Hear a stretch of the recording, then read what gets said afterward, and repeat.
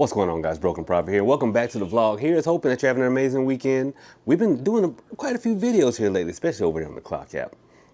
Or over here on the Clock app, because I probably posted both places. But anyway, so I've been seeing a little bit of buzz within the social media root work community about these things right here. Railroad nails. So I thought I'd get on here real quickly and talk to you guys a little bit about them, because they're, as usual,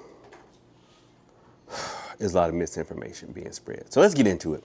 So sometimes you'll hear them referred to as railroad spikes, railroad nails.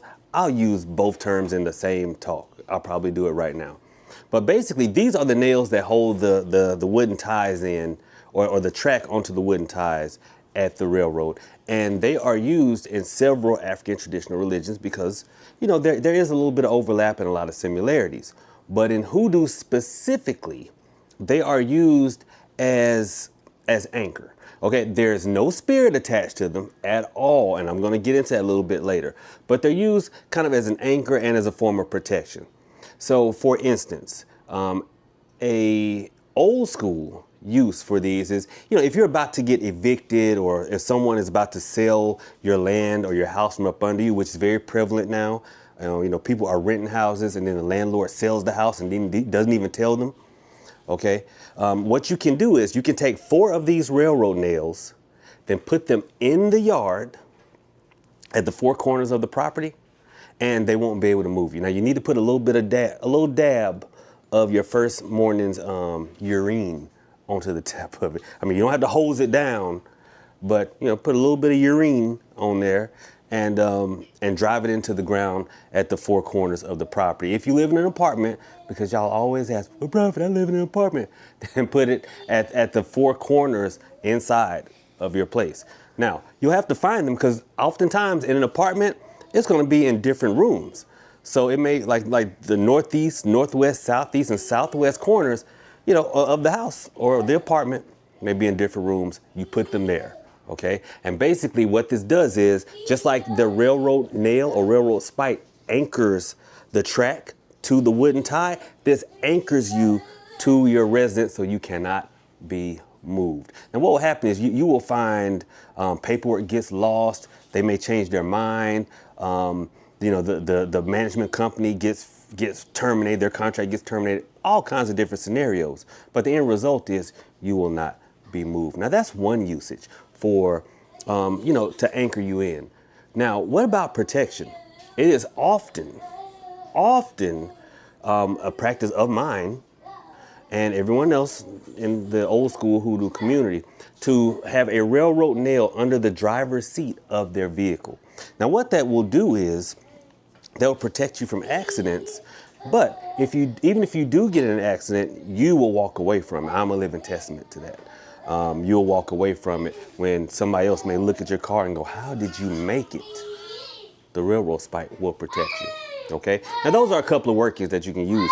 Now, I know Wreck-It Ralph hears me talking and he's got to do that every time. It is so annoying. But anyway, so when I talked about a lot of misconceptions, okay, and it has to do with overlapping, that there are no spirits attached to these. Oftentimes, you will see people try to mix Hoodoo with, say, Orisha practices by trying to equate this with Ogun, because Ogun, you know, deals with the railroad and deals with iron. Family, if you see someone doing that, they do not know what they're talking about, because there is no Ogun, there are no Orisha in Hoodoo, there are no Loa, there's no Papa Legba in Hoodoo. Those are their own religions, equally powerful, but they're their own thing. They do not overlap at all. Okay, I saw a video. Someone linked it to me, and someone talked about how to activate your railroad spikes. Family, that's not a thing. We don't do that. Okay, we certainly don't put them in what looked to be an Ogun pot, light them on fire, then dump Ogun oil onto. That's not a thing. We don't. We don't do that. See, oftentimes the marketeers know that you guys like spookiness, so they'll add fire, they'll add the moon and stuff like that. And often, they will also add things like consecration, which is another thing in Hoodoo that we don't do, but I'm going to do another video about why we don't consecrate our items in Hoodoo. Okay. Now, lastly, give you one more working that you can do with this.